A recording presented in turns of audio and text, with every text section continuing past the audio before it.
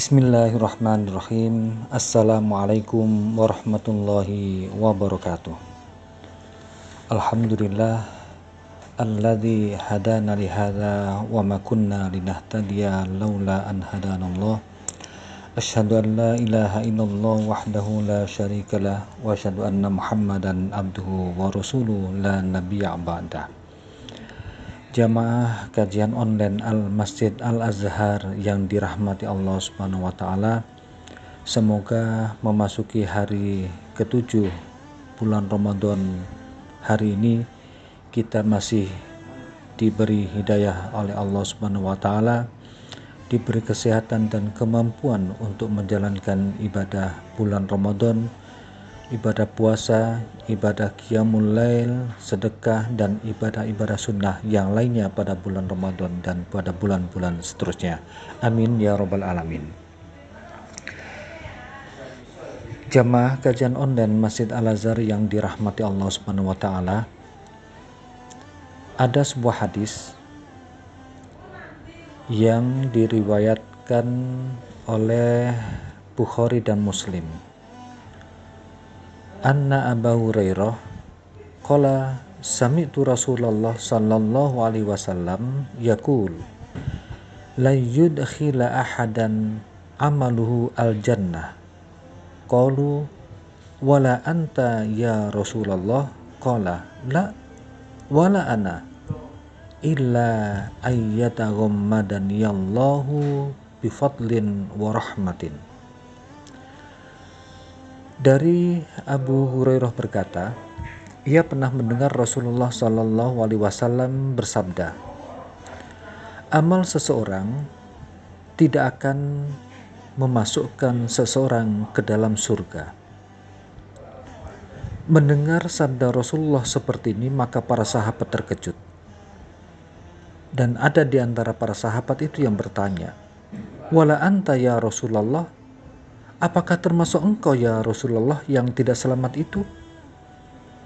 Qala, Rasulullah menjawab, wala ana, termasuk aku yang tidak selamat. Semakin terkejutlah para sahabat ketika itu.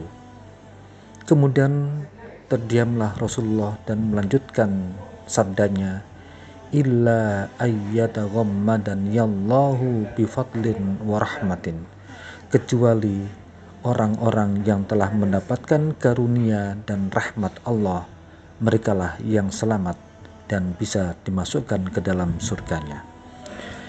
Jamaah kajian online yang dirahmati Allah Subhanahu wa taala, ada satu kisah di mana ketika itu baginda Rasulullah Shallallahu Alaihi Wasallam didatangi oleh malaikat Jibril, kemudian berkata, wahai Muhammad, ada seorang hamba Allah yang beribadah selama 500 tahun di atas sebuah bukit yang berada di tengah-tengah lautan. Di situ Allah Subhanahu wa taala mengeluarkan sumber mata air yang sangat segar, dan di situ pula Allah menumbuhkan satu pohon delima, dan dari pohon delima inilah hamba ini bisa makan dari satu pohon delima yang setiap harinya bisa tumbuh.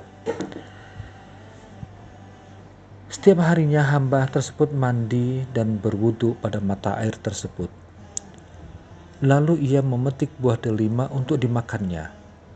Kemudian berdiri untuk mengerjakan sholat, dan dalam sholatnya ia berkata, ya Allah, matikanlah aku dalam keadaan bersujud, dan supaya badanku tidak tersentuh oleh bumi dan lainnya, sampai aku dibangkitkan pada hari kiamat dalam keadaan bersujud.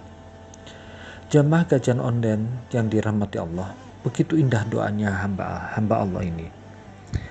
Coba cermati doanya, ya Allah, matikanlah aku dalam keadaan bersujud, supaya badanku tidak tersentuh oleh bumi dan lainnya, sampai aku dibangkitkan pada hari kiamat dalam keadaan bersujud pula.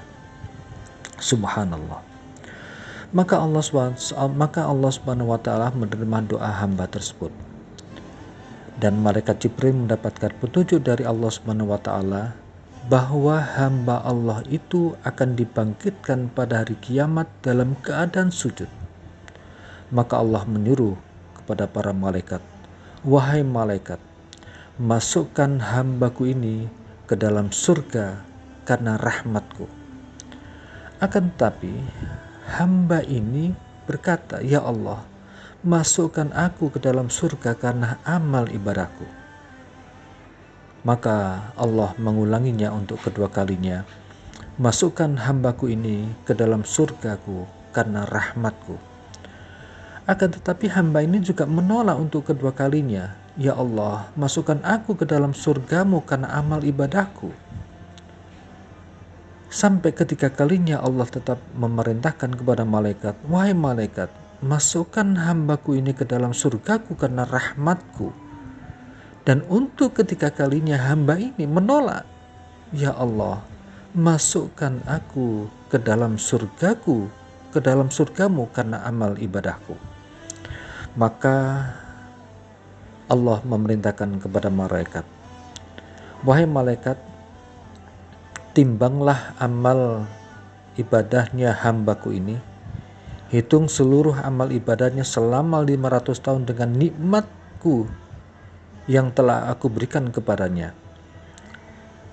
Dan setelah dihitung-hitung, ternyata kenikmatan Allah Subhanahu wa Ta'ala tidak sebanding dengan amal ibadah hamba tersebut meskipun dilakukan selama 500 tahun. Maka Allah berfirman, "Wahai malaikat, masukkan hambaku ini ke dalam neraka."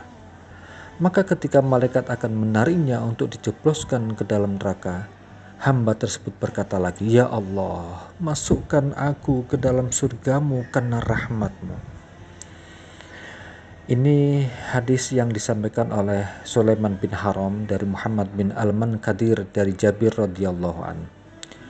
Dari kisah di atas, jelaslah bahwa seseorang tidak masuk surga karena rahmat Allah, bukan karena banyaknya amal ibadah.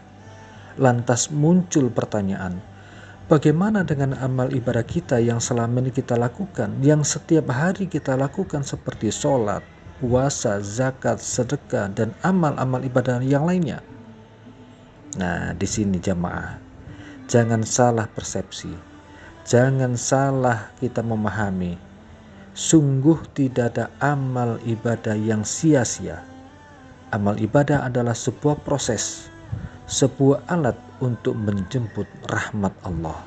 Karena rahmat Allah tidak diobral begitu saja kepada manusia, akan tetapi harus kita undang dan harus kita jemput untuk memperoleh rahmat Allah Subhanahu wa Ta'ala. Sekian, dan nanti akan kita lanjutkan bagaimana agar kiat-kiat untuk mendapatkan rahmat Allah itu bisa kita raih. Sekian, kurang lebihnya mohon maaf. Billahi taufiq wal hidayah. Wassalamualaikum warahmatullahi wabarakatuh.